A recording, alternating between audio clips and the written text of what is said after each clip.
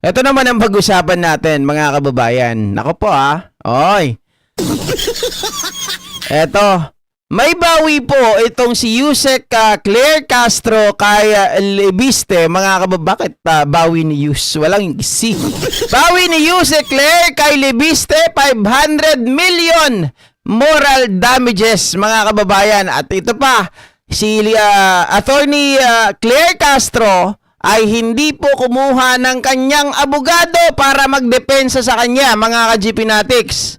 Siya lang po mismo ang didepensa para sa kanyang sarili. Mga kababayan, ito ang bawi niya mula po doon, mga kababayan, sa isinampang libel case sa kanya ni Leandro Lebiste na 110 million.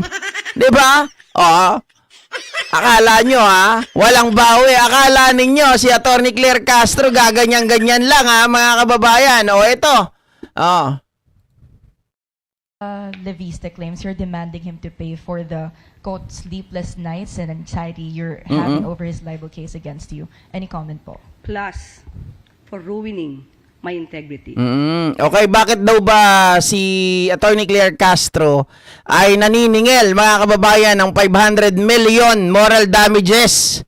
Ito daw ay dahil hindi raw siya nakakatulog, mga kababayan, ng gabi ng maayos, at syempre yung pag-ruin sa kanyang reputation. Yun daw ang dahilan kung bakit kailangan niya itong pagbayarin ng 500 million moral damages. Okay, 500 million. Yes, 500 million damages. It is part of my compulsory counterclaim.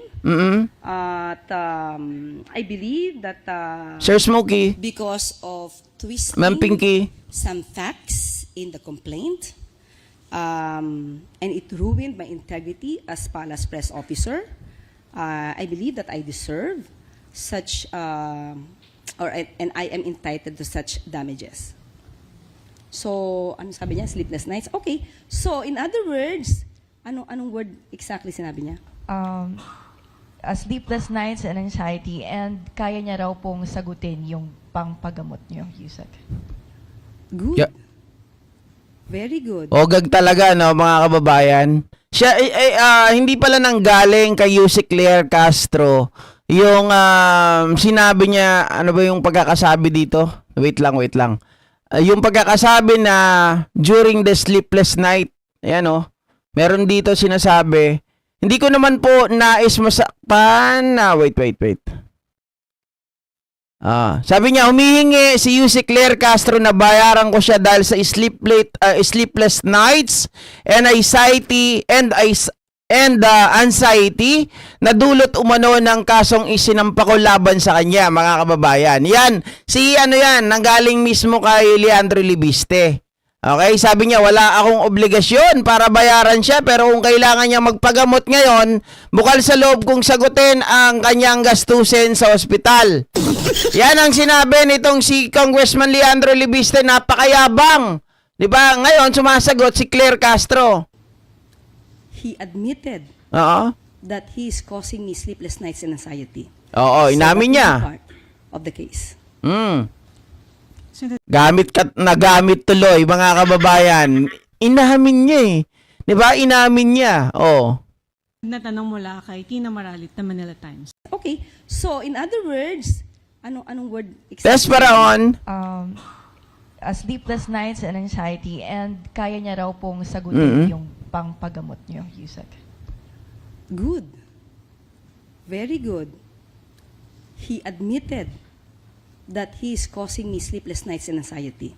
So that will be part of the case. Nako po. Sunod na tanong mula kay Tina Maralit na Manila Times.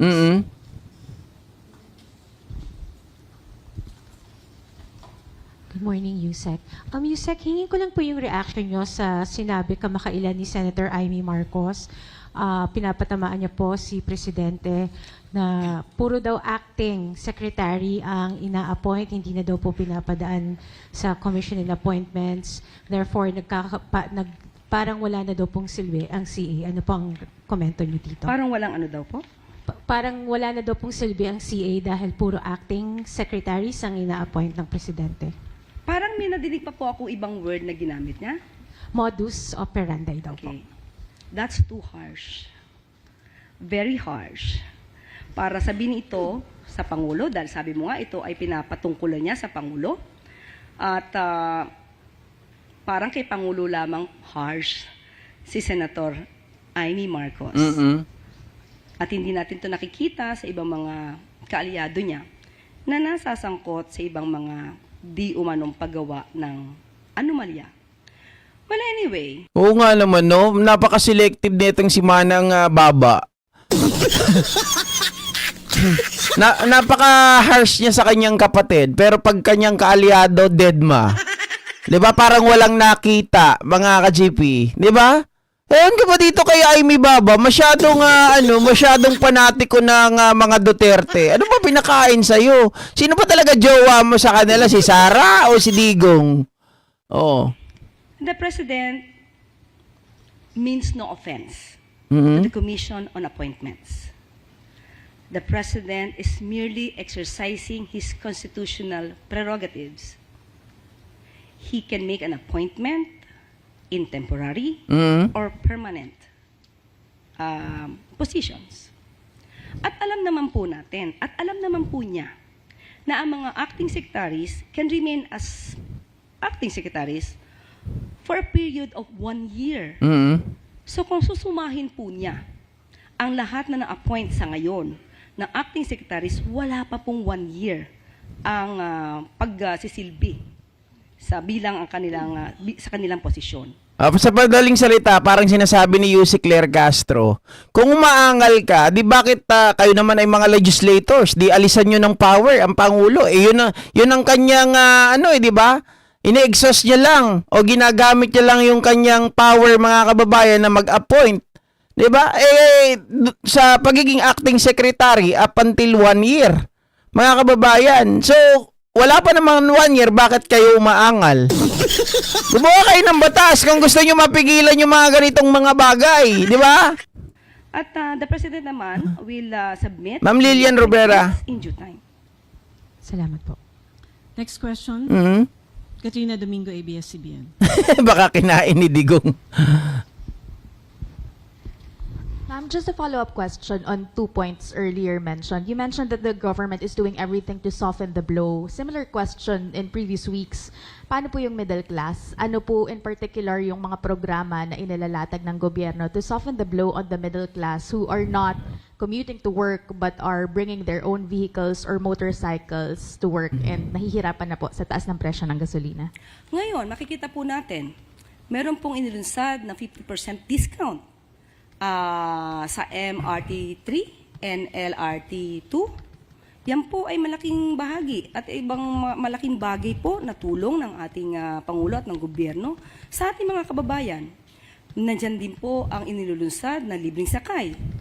At kapag ka po, nandyan na po ang gagawing pag-reduce or pag-suspend ng excise tax, mararamdaman din po natin ito dahil maybe hindi sila bumibili ng kanilang gasolina, pero indirectly makakaramdam po sila ng kapakinabangan dito. Ma'am, may we know the cause of the delay of the signing of the reduction of the excise tax? Is the President experiencing some kind of pushback, either from certain cabinet secretaries or certain sectors who would want to retain the VAT or the excise tax to keep afloat the government's coffers? No, it is this is the mere fact that the President wants it to be enforced immediately. The only reason that he could not do it because the bill has not been reached the President as of now. So there is no reason for him to sign. So after that, maybe after signing, he will immediately make an order either to reduce or to suspend the excise tax. So ang bottleneck, ma'am, if not po sa mismong Pangulo, na kanino po naaantala? Sino po yung cause of delay if not the President? I'm not so sure right now. I am not so sure right now. But this is the words, no, that came from the President. He wants this emergency power to be given to him in order to at least lessen the impact of the crisis in the Middle East. Ma'am, last clarification. Balikan ko lang po yung anti-EPAL question earlier. Just a clarification, is the President exempted from the anti-EPAL provision in the General Appropriations Act of 2026? That is the event of the President. So he should at least show to the people that the government is running, the government is properly managed for the country and for the people. So dapat makita siya. Dapat nakikita ang Pangulo dahil ang pagpapakita ng Pangulo ay pagpapakita ng tiwala sa mga kababayan natin na kung anumang krisis meron tayo ay maaari natin itong malampasan. At saka, bakit mga kababayan, kailangan na i-include si Pangulong Bongbong Marcos doon sa anti-EPAL? Unang-una, dapat talaga exclude siya. Bakit kanyo mga kababayan? Hindi naman siya tumatakbo eh. Di ba? Siya yung nakaupo na talaga, si Pangulong Bongbong Marcos. At unless, mga kababayan, tatakbo pa ba siya next election?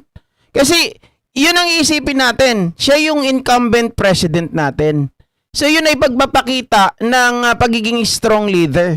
Di ba mga kababayan, hindi naman yun na ginagamit para sa pagtakbo, para sa kanyang layunin na kumandidato ulit. Hindi ganon. Di ba? Unlike dun sa ibang mga kandidato na nakikita natin, the reason why they were there, mga kababayan, it is because gusto lang magpasikat.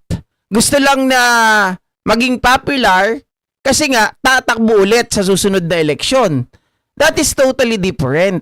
Di ba? Magkaiba yun. Anyway, balik tayo sa issue mga kababayan. Medyo nadala lang ako dun sa interview, no? Balikan lang natin yung issue nitong si Claire Castro na humihingi ng 500M danyo sa libel case nitong si Libiste, mga kababayan.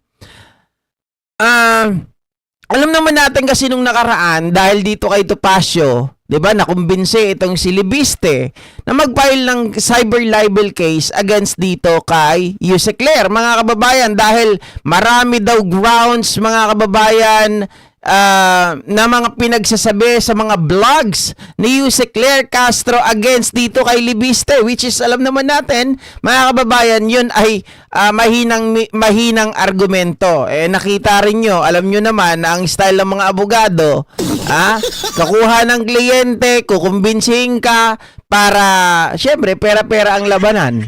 'Di ba? Pero ngayon, mukhang bumabaliktad ang sitwasyon. Kasi kapag walang napatunayan, hindi nanalo ang kampo ni Congressman Leandro Libiste laban kay Yuse Claire Castro. Katakot-takot, mga kababayan. Pero syempre, yung demand na 500 million, hindi pa naman yan sigurado. 'Di ba? Hindi pa naman yan sigurado kahit na manalo si Yuse Claire Castro. It's up to the court, mga kababayan, kung igagrant yung 500 million na yan na moral damages na hinihingi ni Attorney Claire Castro. Kahit naman yung 110 million ni Congressman Leandro Libiste, hindi naman yan certain na 110 million agad kapag siya nanalo. Hindi ganon yan, mga kababayan. Magkakaroon pa rin yan ng proceedings, magkakaroon pa rin yan ng tawag dito, ihiling ka sa korte, sa judge, kung ano lang yung kaya mo, at syempre ipapaliwanag mo, 'di ba? Kung bakit hindi mo kailangan ibigay yung 110. On the other way around, bakit di mo kailangan yung ibigay yung 500 million? Diba ganon, mga ka-GPnatics? Kaya lang ang dito, ang astig. Kasi, pangalawang pagkakataon ko palang nakakita, mga kababayan, ha?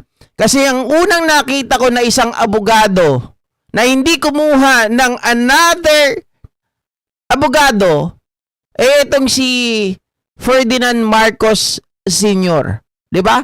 Hindi po siya kumuha ng abogado, nakipaglaban siya, humarap siya sa korte na mag-isa lang. Ngayon naman, mga kababayan, babae pa. Si Attorney Claire Castro ang haharap laban kay Congressman Libiste na siya lang mag-isa. Mga kababayan, 'di ba? Napaka-inspiring talagang exciting ang mangyayari kapag nagkataon. Dahil, biruin nyo mga kababayan, babae lang ang tatalo sa inyo, babae lang ang kalaban nyo, pero babae lang, solo lang, hindi kailangan ng abogado, hindi ba kayo nahihiya nun? Meron ano to, merong pinapakita sa inyo na minamanilang kayo. Ibig sabihin dito, mga kababayan, kayang-kaya kayo na Yusek Claire Castro.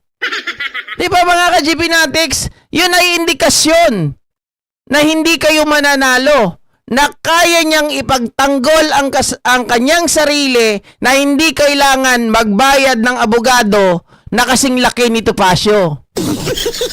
Oo. Yan ang katotohanan, mga ka-GP Natics. Sampal sa pagmumukha nyo yan. Di ba? Pero inyo yung tao di nakukuha ng abogado. Oh, parang sinabi niya di na kailangan. Malaki lang naman yung kalaban ko eh. Oh. Topacio lawyer ni Lipiste versus Attorney Claire. Durugin mo yung kapiranggot lawyer, Attorney Claire. Kayo naman, sabi ko nga kanina, malaki eh. Tapos kayo naman, kapiranggot. Talagang dinire-diretso nyo rin eh, no? Wala rin kayong preno. Si Attorney matibag nga eh. Tawag niya dyan kay Topacio, malaking tao eh, di ba? Oh. Anyway, mga kababayan, ito pa. Last na pag-uusapan natin. May balita kahapon